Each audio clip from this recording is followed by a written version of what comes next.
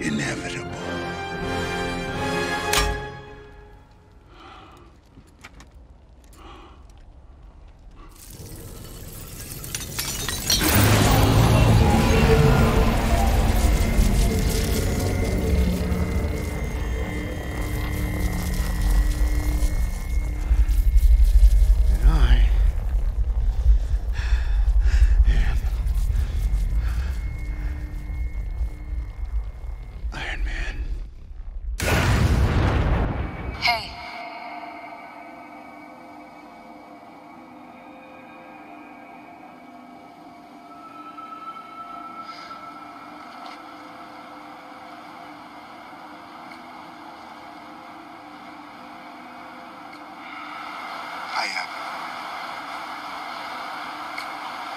Do I know you? We're pretty close, actually. Because you're Morgan. Hey, Dad. Morgan? Wow. Just worked. Yeah. Yeah, it worked for me. I got to live, grow up. For you, I can't answer.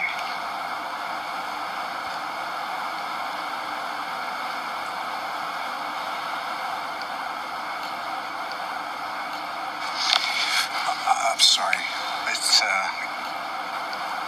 think I might have made a bad decision. I'm scared I made a mistake. I know. And I know it's going to be tough for you to let go. But if someone had to do that, so the rest of us could... I'm proud of you. And sad. I'm strong, like Mom. And I'm happy. I'm happy we had the time that we did. Okay, and that you were there for me. Until you couldn't be.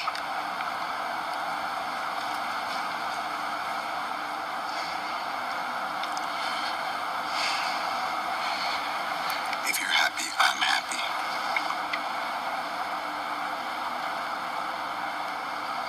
I love you.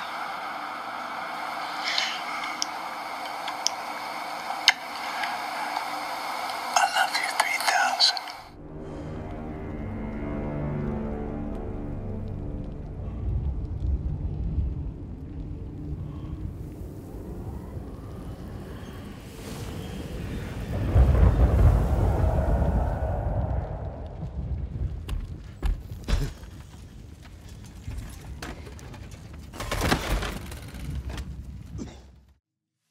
Welcome back, everyone. It's Charlie. This is going to be my video for the Avengers Endgame deleted scene of Iron Man going into the Soul World in the alternate ending to the movie. We're doing that giant Infinity Saga box set giveaway for all the films. All you have to do to enter that is be a subscriber and leave your best theory for how Iron Man can come back in Marvel Phase 4 and Marvel Phase 5. So Iron Man goes into the Soul World when he snaps the Nano Infinity Gauntlet, like everyone is supposed to go into this way station area, as they call it during the filmmaking process. They call it the way station, but technically it's the Soul World.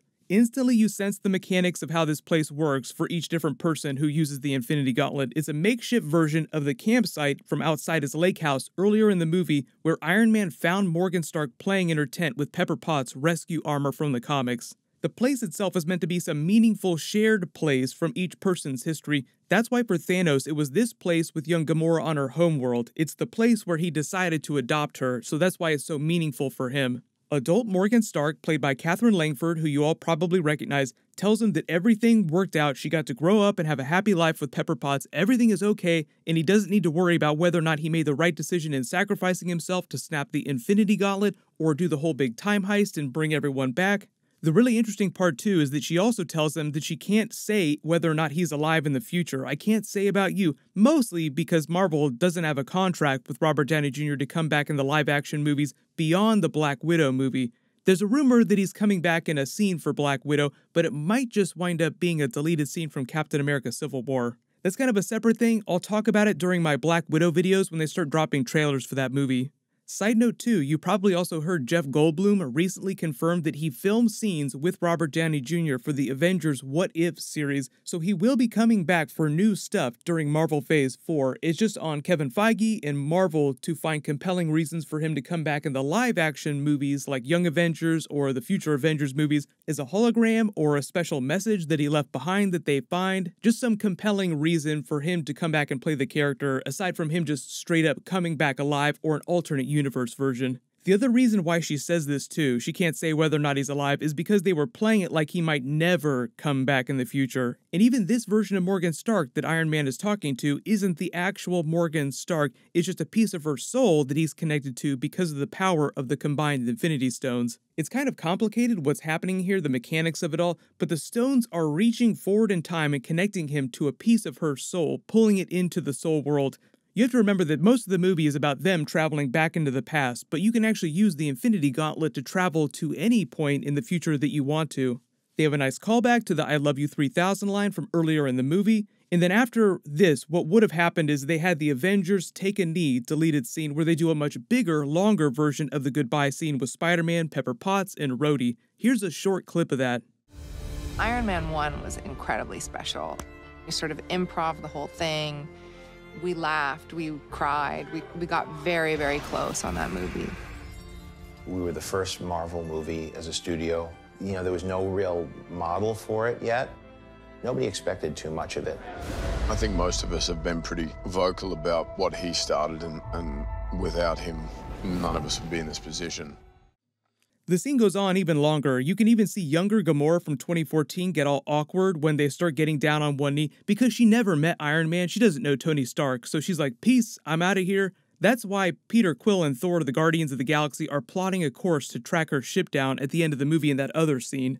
But you watch those Iron Man scenes and you probably understand why they chose to delete them. The Iron Man Soul World scene is cool, but the whole reason why the writers said that they originally tried to include it was to make Iron Man feel like things would be okay. He made the right call in the much shorter scene with Pepper Potts saying, Tony, we're going to be okay. And Spider-Man saying goodbye right after this moment also does the exact same thing in half the time. So you would have had two separate scenes doing the exact same thing. The other big reason why they cut it is because they showed the scene to test audiences, and most of the people were confused about who Morgan Stark was, Catherine Langford. They didn't make the connection that she was the older version of this young little girl. And for the people that did recognize who she was supposed to be, because you've only spent a couple of scenes with the young Morgan Stark character, most of the people watching didn't really care that much about her, so the scene didn't wind up carrying the weight that they wanted it to, and for most casual viewers, it just made things more confusing.